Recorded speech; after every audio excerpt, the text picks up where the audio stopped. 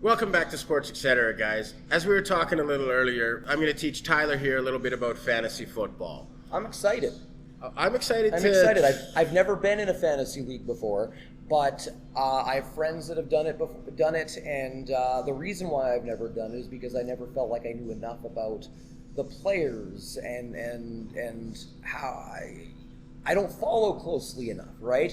And that's probably what a lot of people at home are thinking as well. If they if you know anything about fantasy football or whatever, I've never felt adequately equipped to be able to do something like a fantasy league. But in conversations with you, we're going to talk about that a little bit right now, but you don't need to know all of this. Is that? Yeah, especially with the database we're using. We're going to be using the ESPN Fantasy Football. And they actually have, like, if you click on a certain player, you can see how many points they averaged last year. They've ranked the players. So when it comes to your draft, if you don't know the players, like, hey, you're taking a running back, you can actually look and be like, well, this guy last year was ranked number 1, and I've got the first pick, so I'm going to take this guy. guy number 1. Okay, and that's the next thing then. So you can't just pick anybody you want.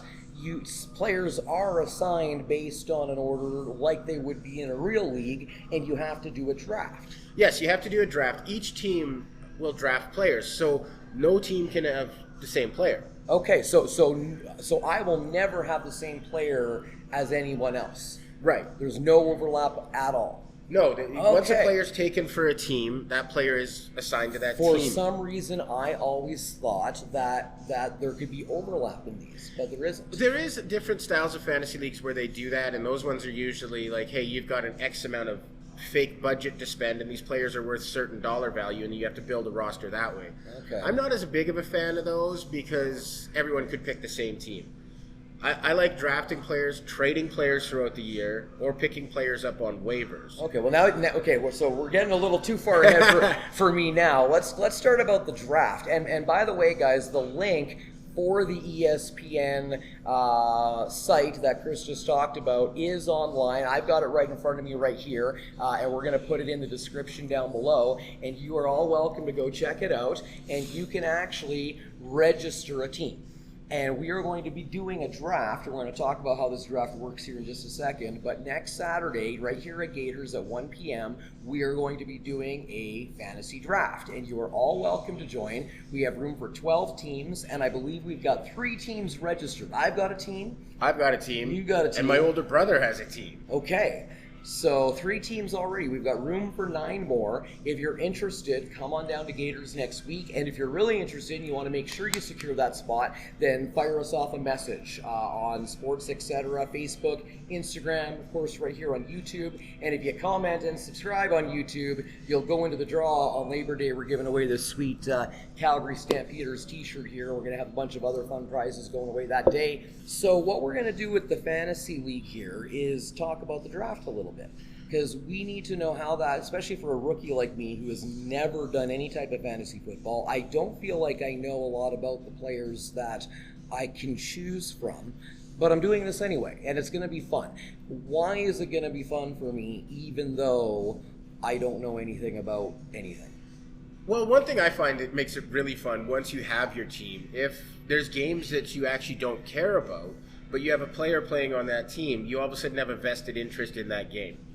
Because you're like, oh, I need this guy to get a touchdown, or I need this guy to, or if it's the defense, you're like, I want them to shut them down, get some interceptions, because I need these points, because the way it works is a head-to-head matchup. Right. So say it happened to be you and I were playing each other, you'd be looking at my roster going, okay, so, well, he's got this many points. I'm 20 points behind, so I need to get these 20 points somehow. And I find that I pay attention more to games other than the 49ers in the NFL because I'm a diehard 49ers fan, but all of a sudden, I could actually be watching a Cowboys game even though Cowboys suck.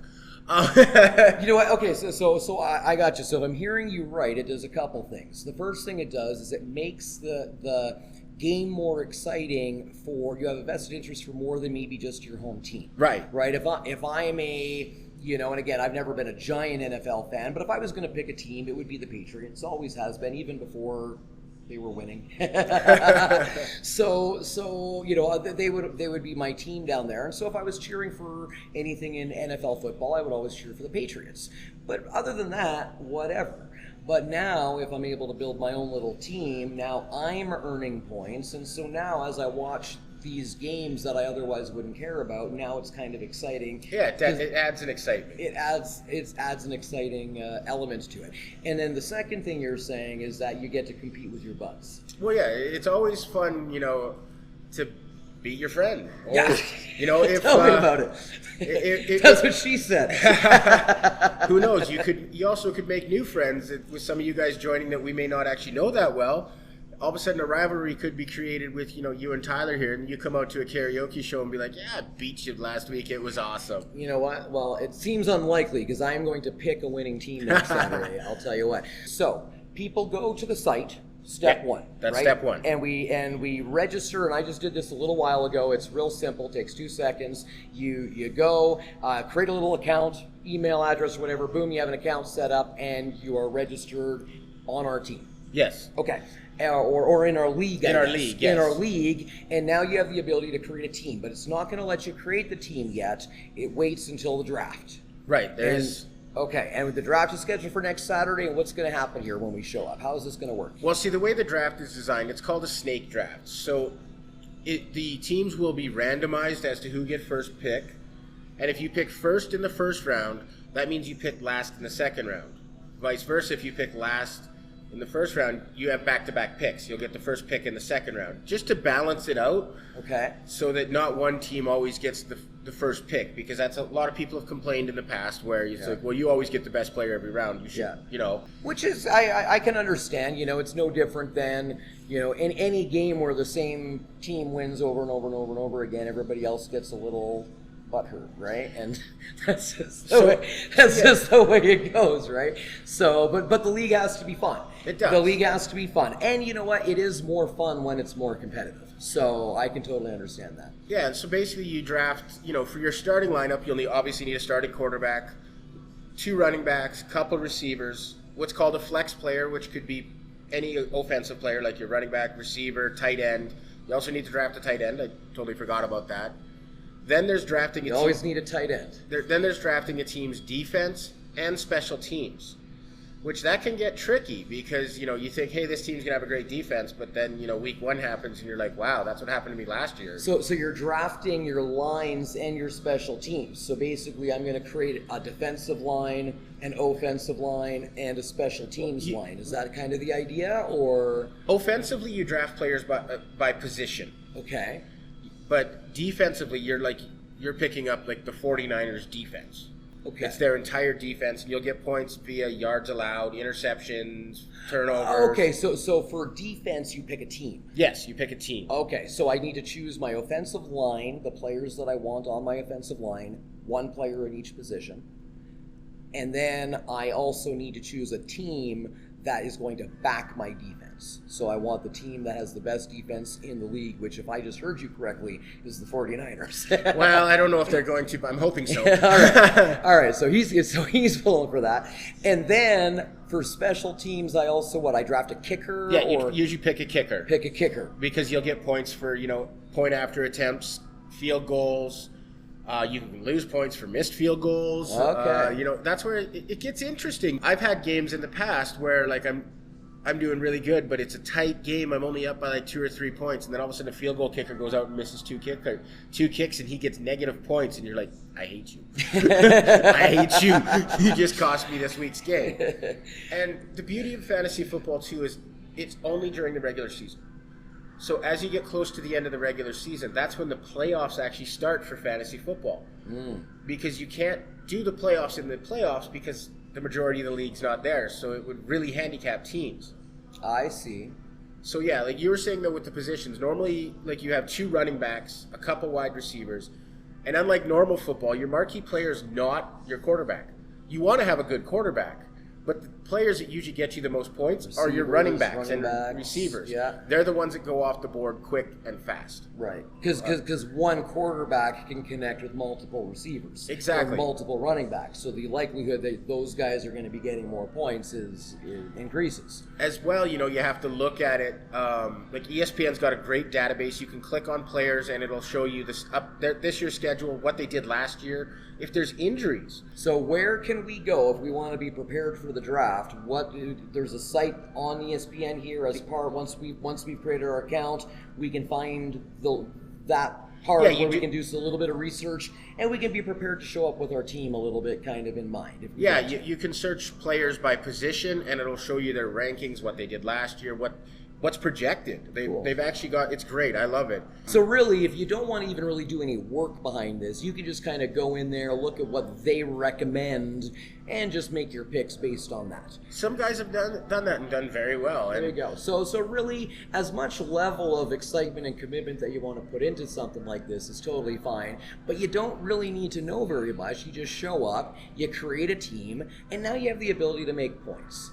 And as you're earning points, you're enjoying watching the game that much more because now you have a stake in it. Kind of like gambling, I guess. Yeah, it is. Those guys that play Sports Select and stuff like that, which isn't anything that I ever got into. But why do we do that? It's because it makes the game more exciting. Adrenaline rush. Now I have something riding on it. I've got a vested interest in it. And this is a fun way to do it that builds some friendly competition among your buddies. And I'm excited. I think it's going to be really good. So we're going to have laptops as well on the day of the draft next week. So if you haven't done any research to build your team, don't even worry about that. We will help you. This is a fantasy league for newbies. So come on down and give it a try. Now, if you're not new to fantasy leagues, you've done these things before, or maybe you do them all the time, no problem. Come on down. We would love you to be involved as well. It's going to be a great time, and of course, I'm willing to help out pretty much any owner except Dave. You know who you are. That is my older brother. There's the built-in rivalry there. I don't want to help my brother because I'll never hear the end of it. So maybe we can get a Team Chris and a Team Dave rivalry going on with supporters here. You guys can. Some of you can go to Dave for advice. Some of you can go to Chris for advice, and then we'll track kind of how everybody does based on whose advice they followed. Right? Well, maybe. I'll throw it out there and let it simmer for a little bit. I'm really excited about this. I hope that you guys are as well. I look forward to seeing you next week at Gators, and we'll get going on this. Is that the end of our show today? Pretty close, but I just wanted to say one thing. If you are interested in reading a little bit, I have done a few articles up on yycparty.com. That's right. About your top quarterbacks, top receivers, top running backs, and I'm going to continue on a little bit of a series with that. Hopefully try to get a few more out before Saturday, so that just gives you a little bit of reading to research. Absolutely, and that's a really good point. And I'm going to go back and look at those again because there was some good information in there and just some names that were highlighted. And then you'll know. So awesome. But I hope we've helped you with a little bit of fantasy football, giving you some sports knowledge this week. If you've never I've had fun. If you've never played, now you know what it's all about. You're more than welcome to join us and give it a try for yourself. We are going to wrap things up today. This is Sports Etc. Airing from Gators Sports. As always, down here at Gators. Well, I guess not always. We've done shows on location. That's right. We get out and around town. In fact, we've got a couple exciting out-of-town Etc. segments planned over the next few weeks. Nice. So do hit the subscribe button so you can continue to follow along on all the exciting stuff we have going on. All the fun episodes that we've been brainstorming some fun ideas for you guys. I'm excited. And hey, if you've got ideas, let us know. Absolutely. And we welcome your involvement. Please do subscribe. Leave comments. We got prizes for those of you who do, and we'll see you guys next Saturday. I hope you guys have a great week, and if you don't have tickets to Labor Day, get them. Let's pack the house and let's make those Eskimos cry. That's right. And you can check out, if you are going to the game, check out the CFL Horseman tailgate before you go in, because that's always a good time too. It is. It's a great time. Have a great week, everybody. See you guys. The Battle of Alberta is back. The Stamps take on the Eskimos this Labor Day. Come to Gators and watch it live on the big screen and enjoy 35-cent wings during the game. Kickoff is at 2:30. For more information, go to yycparty.com.